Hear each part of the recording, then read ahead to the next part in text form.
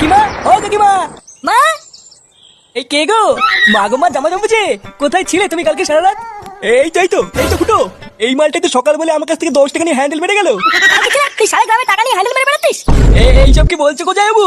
Handle মেরে বেড়াচ্ছি মানে? মা গো, মা এটা কে গো জামাইবাবু? আমি তো একে ঠিক চিনতে পারলাম না গো। এ কি ঢ্যামনা হোমো গো ফুটো। সকাল বলে হ্যান্ডেল মেরে গেল, আবার বলে গেল পরের দিন আসবো, আর এখন বলে নাকি চিনতে পারছি না। এই কি হয়েছে রে? এত চাটামেচি কিসের? এই দেখো বাবা, আমি তোমাকে বলেছিলাম না হোমস থেকে বাড়ি থেকে বের করো। আজ ভোরবেলা পুরো গ্রামে 10 টাকা নিয়ে হ্যান্ডেল মেরে বেরিয়েছে। এইসব কি বলছিস? ফুটো ঠিকই বলছে কাকু। এই দেখো মদনকে জিজ্ঞাসা করো, আজ ভোরবেলায় মদনের কাছ থেকে 10 টাকা নিয়ে ওর হ্যান্ডেল মেরে দিয়েছে। ইয়ে মানে হ্যাঁ গো নান্টুদা। ও, ওই জন্য তো ভাবি আজ ভোরবেলায় অন্ধকার থাকতে এই সরে বাচ্চা আমার সাইকেল নিয়ে কোথায় গেল। তার মানে এই চোদনা আজকে ভোরবেলায় টাকা নিয়ে হ্যান্ডেল মারতে গেছিল।